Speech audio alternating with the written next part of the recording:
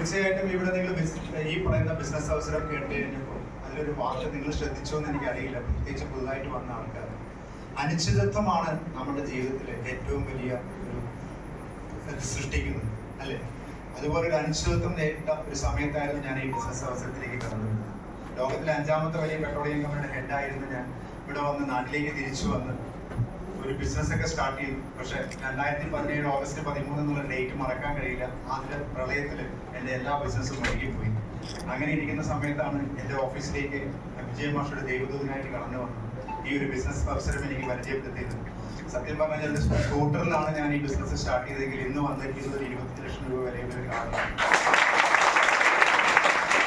കിടന്നിരുന്ന എൻ്റെ വീടൊക്കെ എനിക്കൊന്ന് പുതുക്കിപ്പണിയാൻ ഈ ബിസിനസ് അവസരം തന്നു എന്നുള്ളതാണ്. ഇന്ന് എൻ്റെ മോള് MBA പഠിക്കുന്നുവെങ്കിൽ 1 രൂപ പോലും ലോൺ എടുക്കാതെയാണ്.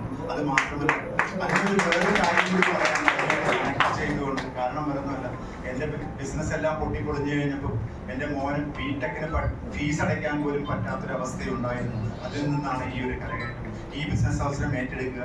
എനിക്ക് പുതുതായി വരുന്ന ആൾക്കാരോട് ഒരു പ്രത്യേകിച്ചൊരു കാര്യം മാത്രമാണ് എനിക്ക് പറയാനുള്ളത്. ഇത് ഞങ്ങൾ തുടങ്ങുന്ന സമയത്ത് ഒരു വലിയ ഒരു അംഗീകൃത മേഖലയാകുമോ എന്നൊക്കെ ഒരു ഭയമേ ഉണ്ടായിരുന്നു. പക്ഷെ ഇന്നിതൊരു അംഗീകൃത മേഖലയാണ്.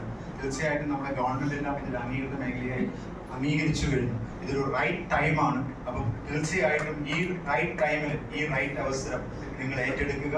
തീർച്ചയായിട്ടും വിജയിക്കുക. സർവശക്തനായ ദൈവം